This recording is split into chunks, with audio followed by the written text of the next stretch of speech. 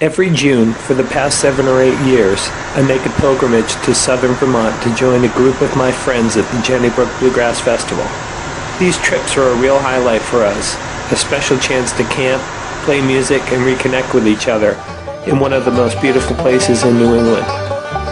Here's my story of Brook 2010.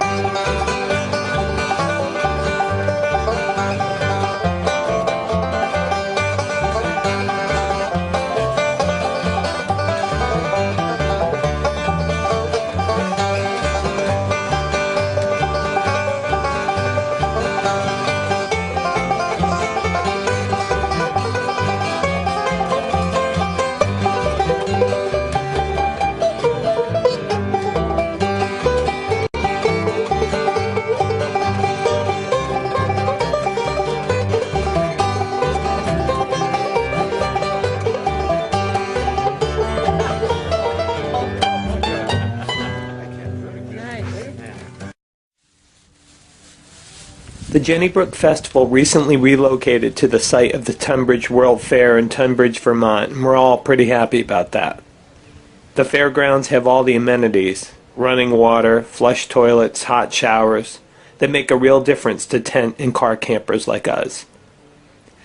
This year my friends and I were anxious to arrive early to claim a high and dry piece of land for our camp, so 3 of us met on Wednesday afternoon, hours after the festival grounds had opened. We were amazed at how many people had already arrived. The initial phase. That's me, the Paul Newman look-alike, strapping up tiki torches to our tent poles. Tiki set up before Marianne and Ginger get here. As you can see, our camp tent is large enough to accommodate a small crowd. We call it the Tiki Cove.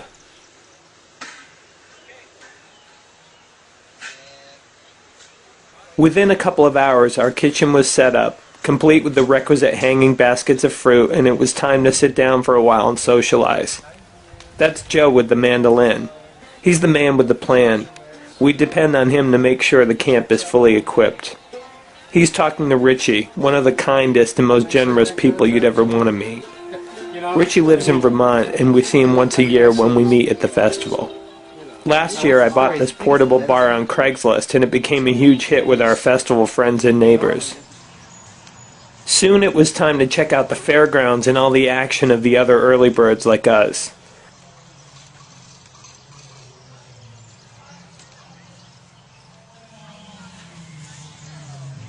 I'm always struck by the beauty of this location, surrounded by the lush green mountains.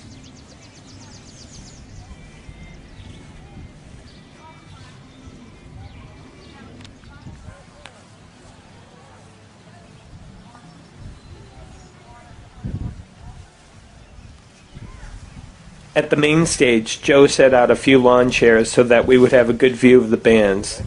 I was amazed to see how many people had already come to do the same thing.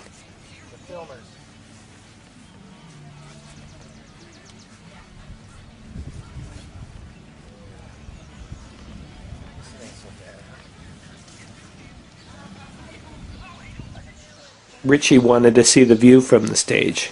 Coming up on stage.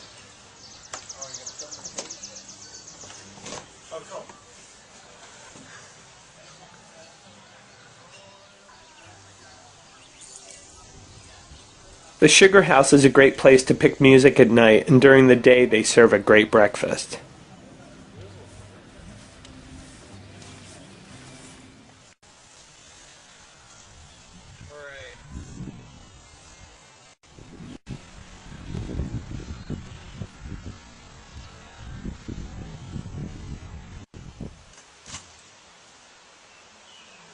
It's amazing how light it looks on. As dusk settled in, the early birds settled into their campers, and we had a quiet evening in the Tiki Cove. The advance team was happy to have our setup work behind us and ready for the festival to begin in earnest. Pretty comfy digs. Yes. Bar is open. Tiki Cove is open. Kitchen, well, kitchen's closed for now. Just we're on a pub menu for the rest of the evening. Okay.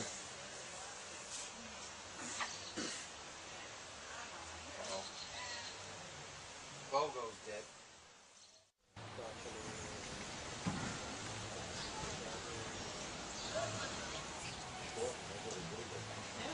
On Thursday, the fairgrounds started to fill in with friends, familiar faces, and fellow bluegrassers.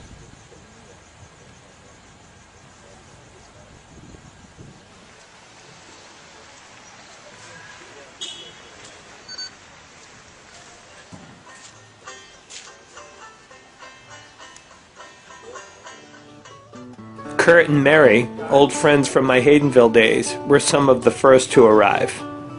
They had a little problem parallel parking their camper and managed a little fender bender with Richie's van.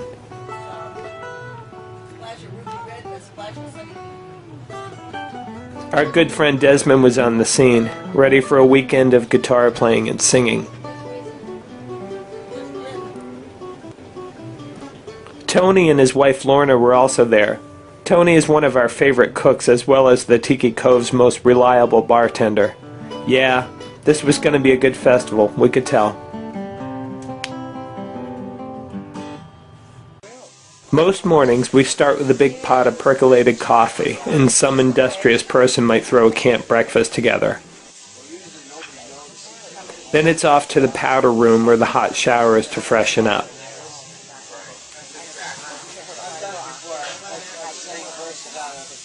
Joe and I like to bring our mountain bikes for a little exercise and to get out into town for important supplies, such as scratch tickets. So Joe, what is it about Jenny Brook that keeps you coming back year after year?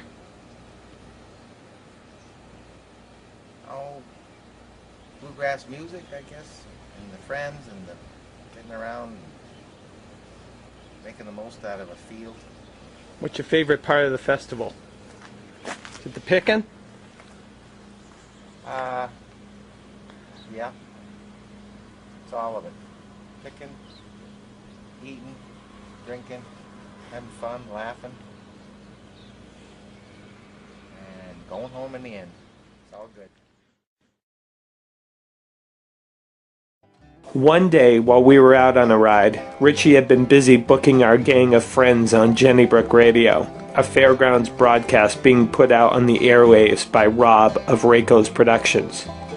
Before we knew it, we were on our way to the radio tent to play some songs for the good folks of Jenny Brook.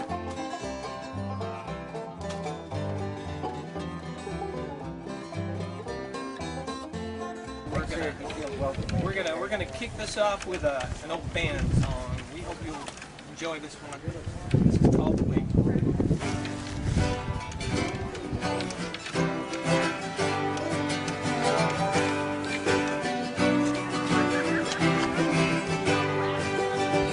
I pulled in from Nazareth, was feeling about a half-assed I need a place where I can lay my head. And mister, could you tell me where a man might find a In true festival fashion, a friendly bass player offered his assistance. Take a load off Annie, take a load for free. Take a load off Annie.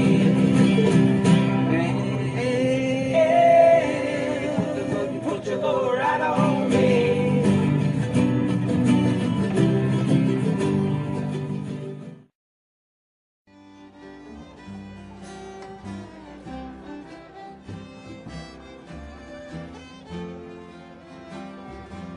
Joe sent out a heartfelt rendition of Blue Darling, and Kurt prepared a nice plug for the Tiki Cove. Aha, folks. You know, folks around these parts get pretty persnickety about where they hang out at their social clubs, you know. So I've been making a habit of going having a little soda pop over at the Tiki Cove Bar. And I'll tell you one thing, folks, you don't find a nicer bunch of people than over at that Tiki Cove, yeah?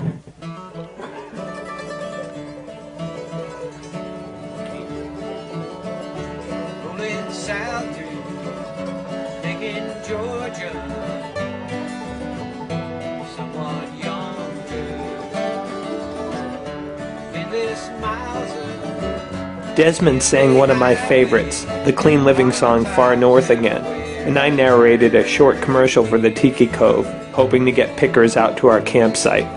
It worked. This is a shout out to all you Jenny Brook pickers. The host of Tiki Cove invites you down for some sundown picking Friday and Saturday nights. We're a lonesome singing, banjo ringing, joke flinging group of so-and-sos hoping you'll stop on by and pick a few. Located conveniently between the swine shed and the riverside stall. Look for the large white tent with the tiki lights and the hanging baskets of fruit. Tonight when you roll, head on down to Tiki Cove. 1, 2, 3. Tiki Cove, head on down, Tiki Cove. Tiki Cove, head on down, Tiki Cove.